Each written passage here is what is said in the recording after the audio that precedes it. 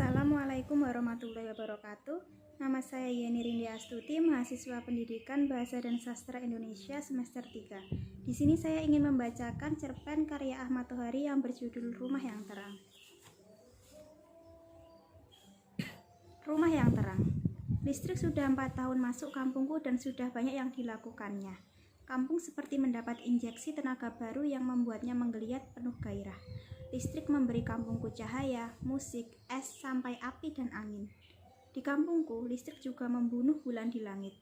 Bulan tidak lagi menarik hati anak-anak. Bulan tidak lagi membuat bayang-bayang pepohonan. Tapi kampung tidak merasa kehilangan bulan, juga tidak merasa kehilangan 3 laki-laki yang tersengat listrik hingga mati. Sebuah tiang lampu tertancap di depan rumahku. Seperti semasa teman-temannya, semasa tiang listrik yang membawa perubahan pada rumah yang terdekat. Demikian halnya beton langsing yang menyangga kabel-kabel di depan rumahku itu. Bedanya, yang dibawa ke rumahku adalah celoteh-celoteh sengit 2 tetangga di belakang rumahku. Sampai sekian lama, rumahku tetap gelap. Ayahku tidak mau pasang listrik.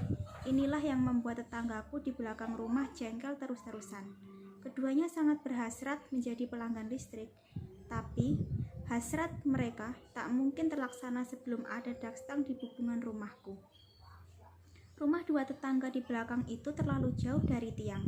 Kampungku yang punya kegemaran berceloteh seperti mendapatkan jalan buat berkata seenaknya terhadap ayah. Tentu saja 2 tetangga itulah sumbernya. Haji Bakir itu seharusnya berganti nama menjadi Haji Bakhil. Dia kaya tetapi tidak mau pasang listrik. Tentu saja dia khawatir akan keluar duit banyak. Kadang celoteh yang sampai di telingaku sedemikian tajam sehingga aku tak kuat lagi menerimanya. Mereka mengatakan ayahku memelihara tuyul.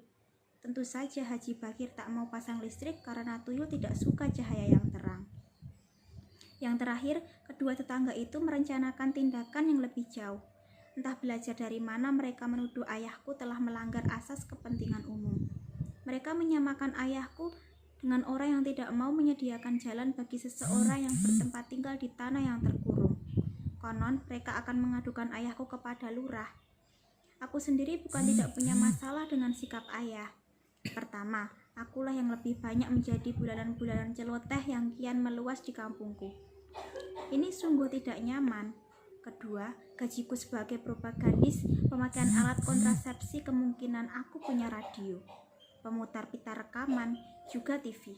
Karena aku masih bujangan, maka alangkah konyolnya, sementara listrik yang ditawarkan sampai ke depan rumah, aku masih harus repot dengan setiap kali membeli baterai dan nyetrum aki. Ketika belum tahu latar belakang sikap ayah, aku sering membujuk. Loh, kenapa aku dan ayah tidak ikut beramai-ramai bersama orang sekampung membunuh bulan? Pernah kukatakan, apabila ayah enggan mengeluarkan uang, maka pasal memasang listrik, akulah yang menanggung biayanya. Karena kata-kataku ini, ayah tersinggung. Tasbih di tangan ayah yang selalu berdecik tiba-tiba berhenti. Jadi, kamu seperti orang-orang yang mengatakan, aku bakhil dan pelihara tuyul. Aku menyesal, tapi tak mengapa, karena kemudian ayah mengatakan alasan yang sebenarnya mengapa beliau tidak mau pasang listrik. Dan alasan itu tak mungkin kukatakan kepada siapapun. Aku khawatir hanya mengundang celoteh yang lebih menyakitkan. Aku tak rela ayah mendapat cercaan lebih banyak. Betapapun juga, ayah adalah orang tuaku. Ayah membiayai sekolahku sehingga aku kini adalah seorang propagadis pemakai alat kontrasepsi. Lalu mengapa orang kurang menghayati status yang kini kumiliki? Menjadi propagadis tersebut tidak hanya membawa keuntungan materi berupa gaji dan intensif, melainkan ada lagi yang lain. Jadi, aku mengalah pada keteguhan sikap ayah. Rela setiap kali beli baterai dan nyetrum aki, dan rela menerima celoteh orang sekampung yang tiada hentinya. Ketika ayah sakit, beliau tidak mau dirawat di rumah sakit. Keadaan beliau makin hari makin serius, tapi beliau bersikukuh tidak mau diopnam. Aku berusaha menyingkirkan perkara yang kukira menyebabkan ayah tak mau masuk rumah sakit. Apakah ayah khawatir di rumah sakit nanti ayah akan dirawat dan ruang yang diterangi lampu listrik? Bila demikian halnya, maka akan kuusahakan agar mereka menyalakan lilin saja khusus bagi ayah. Tanggapan ayah, ada rasa tersinggung yang terpancar dari mata beliau yang sudah biru memucat.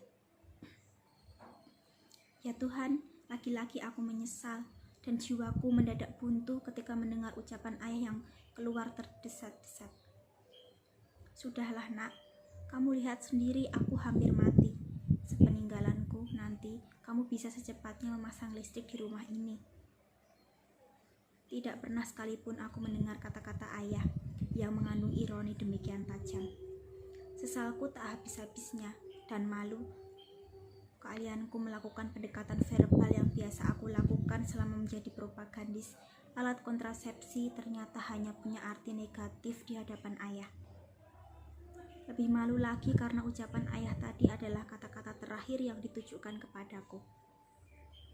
100 hari sudah kematian ayah, orang-orang bertahlil di rumahku, sudah duduk di bawah lampu neon 20 watt. Mereka memandangi lampu dan tersenyum. Dua tetangga belakang yang tentu saja sudah pasang listrik mendekatiku. Nah, lebih enak dengan listrik ya mas? Aku diam karena sebal melihat gaya mereka yang pasti menghubung-hubungkan pemasangan listrik di rumahku yang baru bisa terlaksana sesudah kematian ayah. Oh, mereka tidak tahu bahwa aku sendiri menjadi linglung. Listrik memang sudah kupasang, tapi aku justru takut menghidupkan radio, TV, dan pemutar pita rekaman. Sore hari, aku tak pernah berbuat apapun sampai ibu menghidupkan lampu. Aku enggan menjamaah sekelar karena setiap kali aku melakukan hal itu, tiba-tiba bayangan ayah muncul.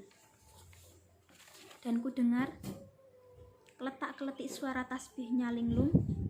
Aku mengatakan alasan yang sebenarnya mengapa ayahku tidak suka listrik. Suatu hal yang seharusnya tetap kusimpan. Ayahku memang tidak suka listrik. Beliau punya keyakinan hidup dengan listrik akan mengundang keborosan cahaya. Apabila cahaya dihabiskan semasa hidupnya, maka ayahku khawatir tidak akan ada lagi cahaya bagi beliau di alam kubur. Aku siap menerima celoteh dan olok-olok yang mungkin akan dilontarkan oleh para tamu, karena aku sendiri pernah menertawakan pikiran ayah yang antik itu. Aneh, para tamu malah menunduk. Aku juga menunduk sambil berdoa tanpa sedikit pun kadar olok-olok kiranya ayah mendapat cukup cahaya di alam sana. Sekian pembacaan cerpen karya Ahmad Tohari yang berjudul Rumah Terang dari saya. Apabila banyak salah kata, saya mohon maaf yang sebesar-besarnya. Wassalamualaikum warahmatullahi wabarakatuh.